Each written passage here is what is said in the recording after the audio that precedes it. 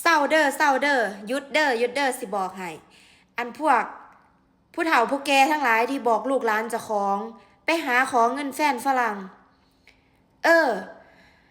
มื้อนี้มันมีเคสตัวอย่างมาเคสหนึ่งค่ะตุเจ้าค่ะเป็นหยังคือว่าเคสตัวอย่างวะติมื้อนี้น้องเพิ่นทักมาหาข่อยว่า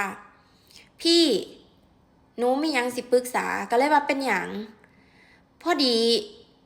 หนูไปขอเงินแฟนให้แม่มื้อนี้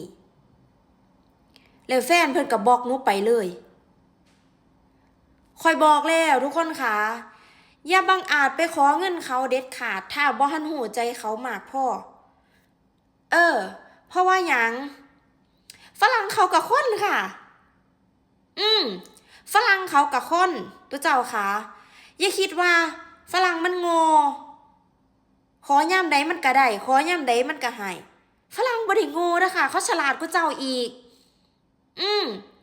เขาฉลาดกว่าเจ้าค่ะเพราะฉะนั้นข่อยสิบอกว่าได้ซ้ำใดเอาไปก่อนอย่ารีบร้อนใจบ่แม่นว่าได้5สิเอา10ได้10สิเอา20ได้20สิเอา100อย่าไปคิดแบบนั้นเด้อค่ะเขาสิคิดว่าเจ้าบ่ฮู้จักพ่อ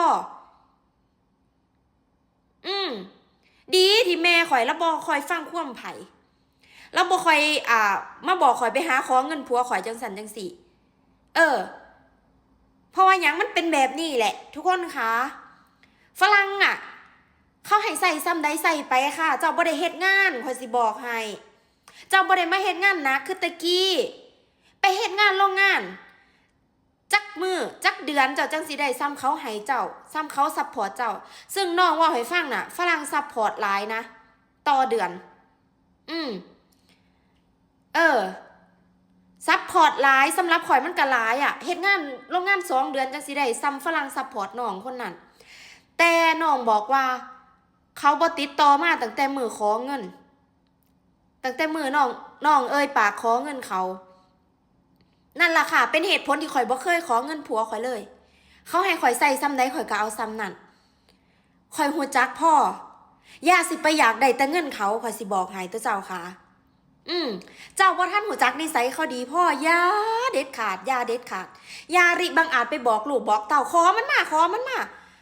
ฝรั่งมันก็บ่ได้โง่ค่ะมันมีสมองคันซะเขาสิหาเงินได้เดือนละเป็นจักเท่าใดแสนบ่เดือนจะจักเท่าใดล้านบ่ตัวเจ้าค่ะเขาฉลาดค่ะเขาเรียนมากค่ะเขาบ่ได้โง่มีสติกันนิดนึงเนาะอย่าสิอยากได้เงินเขาปานนั่นเขาให้ใส่ซำใดจงพอใจในสิ่งที่ตนมี